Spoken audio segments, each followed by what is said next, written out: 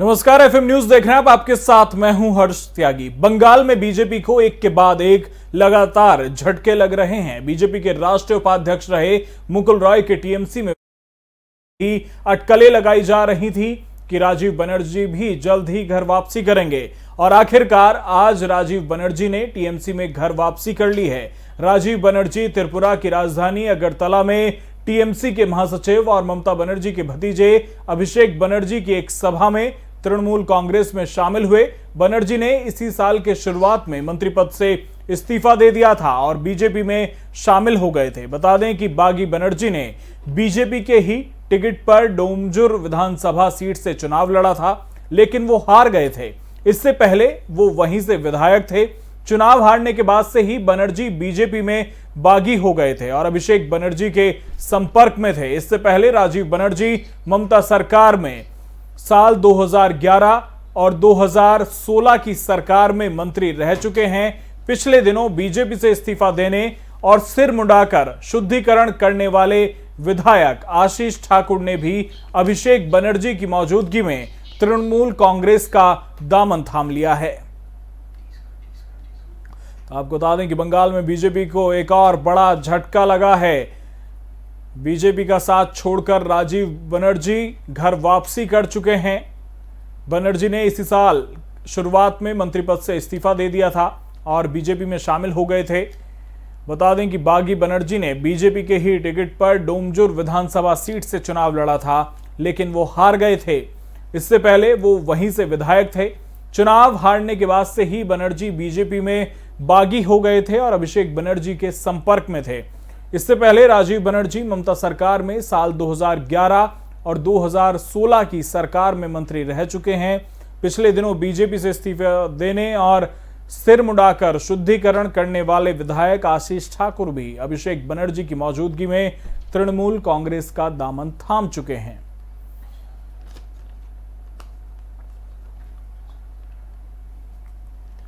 और इसी मुद्दे पर चर्चा करने के लिए हमारे साथ बीजेपी प्रवक्ता कैप्टन आई सिंह भदौरिया हैं। बहुत बहुत स्वागत है आपका कैप्टन साहब। और हमारे साथ टीएमसी से प्रवक्ता संजय चक्रवर्ती जी हैं। बहुत बहुत स्वागत है संजय जी आपका भी।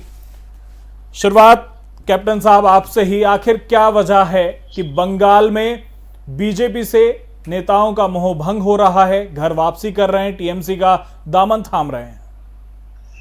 हर्ष जी, ये मोह भंग नहीं हो रहा है। ये वो लोग हैं जिनकी इच्छाएं कुछ ज्यादा ही होती है।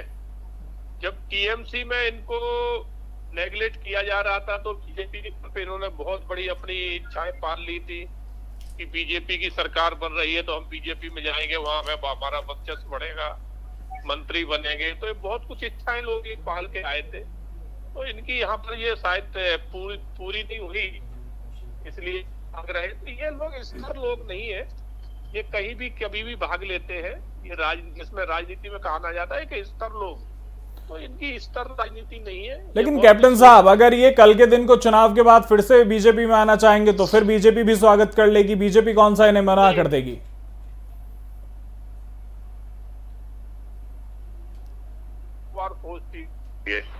ऐसा नहीं है कि कोई भी यहाँ धर्मशाला नहीं है बीजेपी, तो कोई भी कभी भी आ जाए, कभी भी चला जाए। बीजेपी एक बार तो लेती है सम्मान, और वो दोबारा छोड़ के चला जाए और फिर कहेगा फिर मैं तीसरी बार आ जाऊं, तो फिर बीजेपी में ऐसा शायद तीसरी बार आने जाने वाला मेरा ख्याल एक आध कोई कैंडिडेट निकल आए तो बहुत बड़ी बात हो जाएगी। ऐसा है नहीं। संजय चक्रवर्ती जी, आपको क्या लगता है कि जिस तरह से लगातार बीजेपी से नाता तोड़कर लोग टीएमसी में आ रहे हैं, क्या मानते हैं ऐसे? क्या आखिरकार ऐसा टीएमसी उन नेताओं को क्या पाठ पढ़ा रही है कि जो एक बार छोड़कर चले गए फिर से घर वापसी कर रहे हैं? देखिए, ये तो बीजेपी के बारे में ज्यादा अच्छी तरीके से बता सकते हैं कि आखिर उनके यहाँ पे कोई आता है तो वहाँ टिकता क्यों नहीं है, क्यों भगदड़ मच गई है बीजेपी के अंदर, क्यों? क्योंकि डूबता जहाज है और तो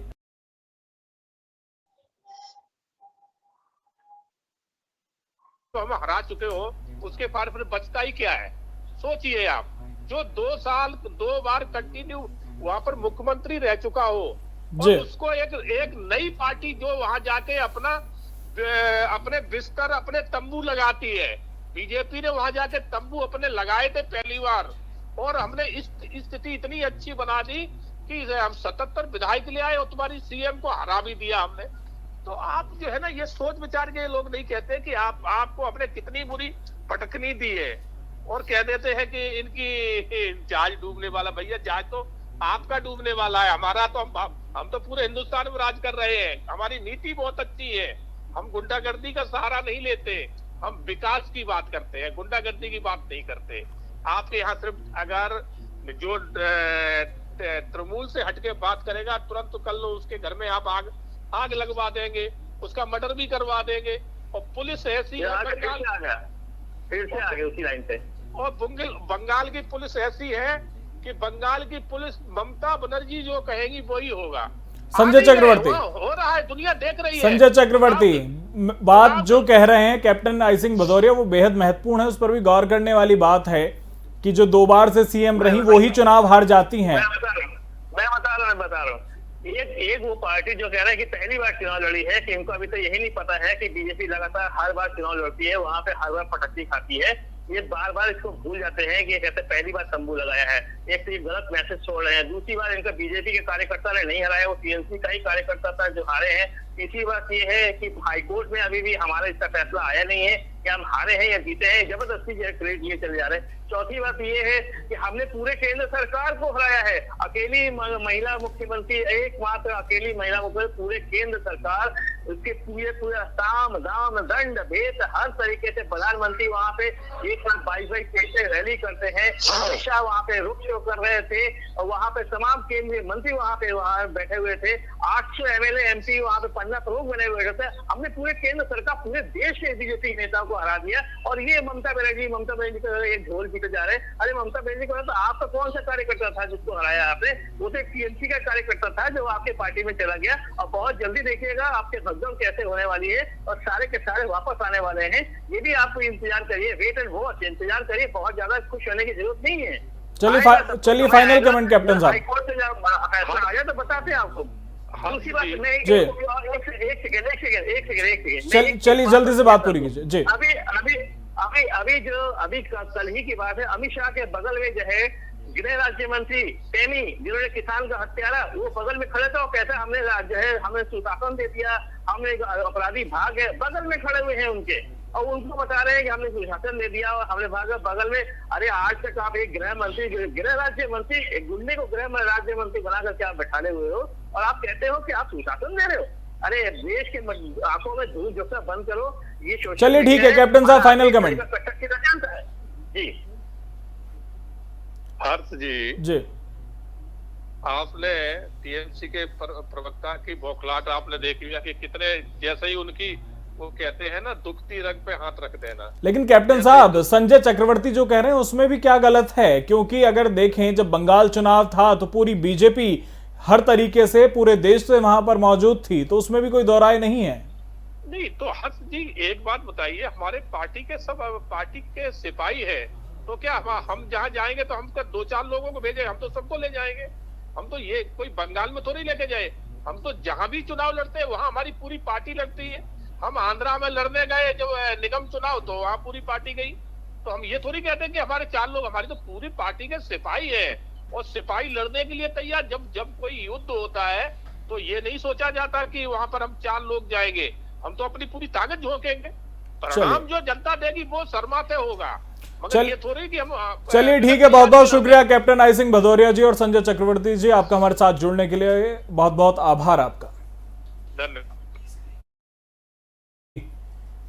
टीएमसी में शामिल हुए हैं राजीव बनर्जी, इससे पहले मुकुल रॉय टीएमसी में पहुंचे। यहां रुकेंगे ब्रेक के लिए, आप बने रहिए एफएम न्यूज के साथ। हम सभी जानते हैं कि दिल्ली और उसके आसपास के इलाकों में हर साल अक्टूबर-नवंबर के महीनों में पराली के धुएं से प्रदूषण बढ़ जाता है। सर्दियों में पंजाब, हरियाणा और उत्तर प्रदेश में पराली के जलने वाले धुएं से दिल्ली के करोड़ों लोगों को सांस लेने में तकलीफ होती है।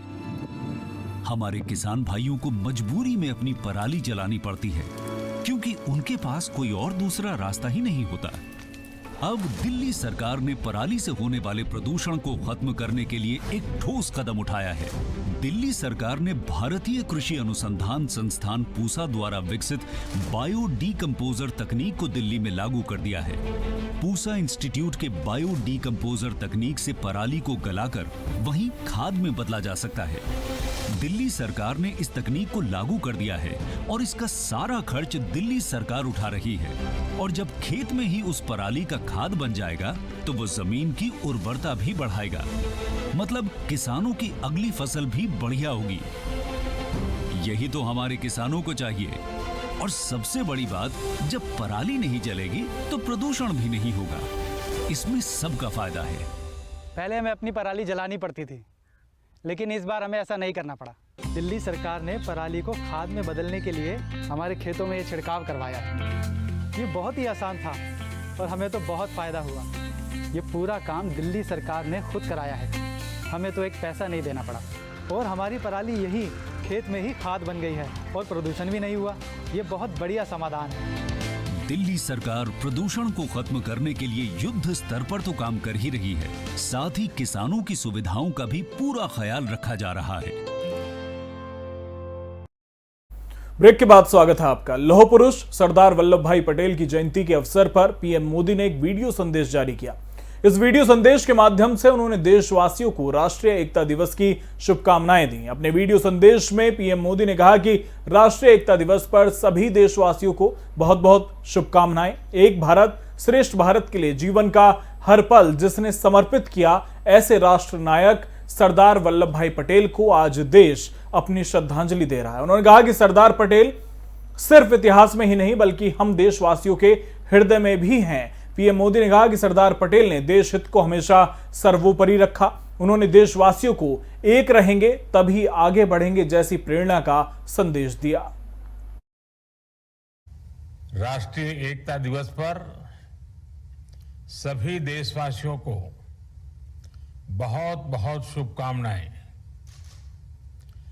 एक भारत श्रेष्ठ भारत के लिए जीवन का हर पल जिसने समर्पित किया, ऐसे राष्ट्र नायक सरदार वल्लभ भाई पटेल को आज देश अपनी श्रद्धांजलि दे रहा है।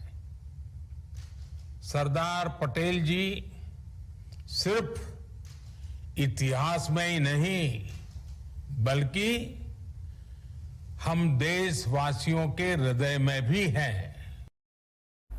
उत्तराखंड के देहरादून जिले में स्थित विकास नगर में बड़ा सड़क हादसा हो गया। बुल्हाड़ बायला रोड पर एक वाहन अनियंत्रित होकर खाई में जा गिरा। खाई में गिरने के कारण वाहन में सवार 13 लोगों की मौत हो गई। इसके अलावा इस हादसे में 4 लोग गंभीर रूप से घायल हो गए हैं। हादसे के बाद चक्राता एसडीएम, पुलिस और एसडीआरएफ की टीम मौके पर पहुंची है। खाई से लोगों को निकालने के लिए रेस्क्यू ऑपरेशन चलाया जा रहा है। बताया जा रहा है कि सभी लोग एक ही गांव के रहने वाले थे और तेज रफ्तार के कारण हादसा हो गया। वहीं इस हादसे के बाद सीएम धामी ने दुख जताया है। साथ ही सीएम ने राहत और बचाव कार्य में तेजी लाने और घायलों को फौरन इलाज कराने के निर्देश दिए। सीएम ने ट्वीट कर कहा कि हृदय विदारक सड़क हादसे पर शोक व्यक्त करता हूं। बॉलीवुड की मशहूर एक्ट्रेस उर्मिला मातोंडकर जो अभिनय में तो अब उतनी सक्रिय नहीं हैं, लेकिन पॉलिटिक्स में काफी ज्यादा सक्रिय रहती हैं। उर्मिला ने अपने ट्विटर से ट्वीट के माध्यम से जानकारी दी है और ये बताया है कि वो कोरोना पॉजिटिव हैं। भारत में कोरोना की स्थिति धीरे धीरे पहले से बेहतर हो रही है। ज्यादातर लोग टीका लगवाकर खुद को सुरक्षित महसूस कर रहे हैं, पर अभी भी कोरोना के केस देश में आ रहे हैं। बड़े बड़े सेलिब्रिटी भी इसकी चपेट में आ रहे हैं। इसी बीच बॉलीवुड अभिनेत्री उर्मिला भी कोरोना पॉजिटिव हो गई हैं। उन्होंने इसकी जानकारी अपने ट्विटर अकाउंट से दी और फैंस से अपील भी की है। साथ ही उन्होंने बताया कि मेरी कोविड-19 रिपोर्ट पॉजिटिव आई है, मैं ठीक हूं और होम आइसोलेट हूं। मेरे संपर्क में आने वाले सभी लोगों से अनुरोध है कि वो भी तुरंत जांच करा लें। साथ ही साथ आप सभी प्यारे लोगों से नम्रतापूर्वक निवेदन है कि दिवाली के समय अपना अच्छे से ख्याल रखें।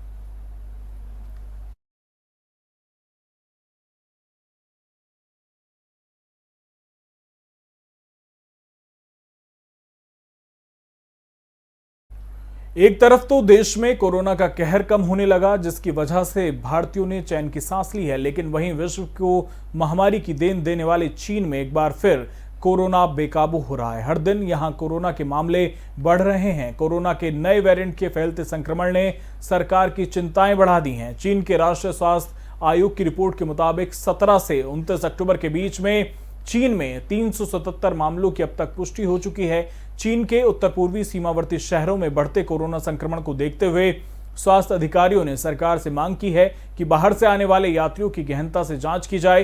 राष्ट्रीय स्वास्थ्य आयोग के प्रवक्ता मी फेंग ने बताया कि चीन के 14 प्रांतों में 14 दिन के अंदर ही नए मामले सामने आए हैं। इसमें कुछ कोरोना मामले ऐसे हैं जिनमें कोई भी लक्षण नहीं मिले हैं। ये चीन के लिए चिंता का विषय है। उन्होंने कहा कि कोरोना संक्रमण तेजी से बढ़ रहा है और स्थिति गंभीर होती जा रही है। स्वास्थ्य आयोग के अधिकारियों ने बताया कि शुरुआती परीक्षण में पता चला है कि जो कोरोना संक्रमण फैल रहा है वो कोरोना का म्यूटेड वर्जन है जो विदेशों में फैल रहा है। अधिकारियों का कहना है कि चीन के बंदरगाहों पर गहन जांच की आवश्यकता है। दिवाली आने में अब कुछ ही दिनों का समय बचा है। ऐसे में खबर है कि दिवाली पर आतिशबाजी का शोर और धुआं परेशान नहीं करेगा, क्योंकि लगातार बढ़ रहे प्रदूषण और कोरोना को देखते हुए आपदा प्रबंधन विभाग की तरफ से पटाखों की बिक्री करने के साथ साथ आतिशबाजी करने पर पूर्ण रूप से प्रतिबंध लगा दिया है। हरियाणा आपदा प्रबंधन प्राधिकरण ने रविवार को दिल्ली एनसीआर में आने वाले प्रदेश के सभी 14 जिलों में सभी प्रकार के पटाखों की बिक्री और उपयोग पर तत्काल प्रभाव से प्रतिबंध लगाने के आदेश दिए हैं। इस बारे में सभी जिलों के डीसी, एसपी और प्रदूषण नियंत्रण बोर्ड के अधिकारियों को आदेश जारी किया गया है। हालांकि इससे पहले ही सुप्रीम कोर्ट ने त्योहारों पर आतिशबाजी के लिए किसी भी तरह की छूट दिए जाने को लेकर साफ तौर पर इनकार कर दिया है। उसी आदेश के तहत अब ये कार्रवाई की गई है। आतिशबाजी पर लगाई गई यह रोक दिवाली के बाद गुरु पर्व, क्रिसमस और नए साल तक जारी रहेगी। बता दें कि जारी आदेशों के मुताबिक प्रदेश के एनसीआर में शामिल जिलों में आतिशबाजी पर पूर्ण रूप से प्रतिबंध रहेगा। वहीं एनसीआर में शामिल झज्जर, पलवल, सोनीपत, गुड़गांव, पानीपत, रोहतक, मेवात, रेवाड़ी, भिवानी, महेंद्रगढ़, फरीदाबाद, करनाल, दादरी और जिंद में आतिशबाजी और पटाखों की खरीद को पूर्ण रूप से प्रतिबंधित कर दिया है। इसके साथ इन जिलों के अलावा राज्य के सभी शहरों, कस्बों में भी प्रतिबंध लागू रहेगा। जहां नवंबर के दौरान हवा की गुणवत्ता खराब या बदतर है, एनसीआर बाहर के जिलों में 2 घंटे ग्रीन पटाखे चलाने की छूट दी गई है।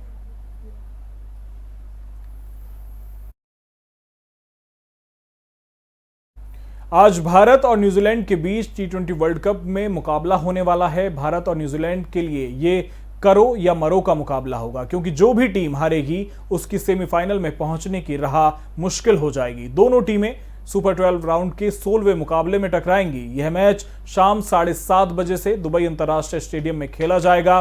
भारत और न्यूजीलैंड के खिलाड़ी मौजूदा राउंड में दूसरी बार मैदान पर उतरेंगे। दोनों ही टीमों को अपने पहले मैच में पाकिस्तान के खिलाफ हार का मुंह देखना पड़ा था। पाकिस्तान ने टीम इंडिया को 10 विकेट से हराया था, जबकि न्यूजीलैंड को 5 विकेट से शिकस्त का सामना करना पड़ा। ऐसे में दोनों ही टीमें जीत की राह पर लौटने की फिराक में होंगी। फिलहाल मेरे साथ इतना ही। बने रहिए FM न्यूज के साथ। नमस्कार।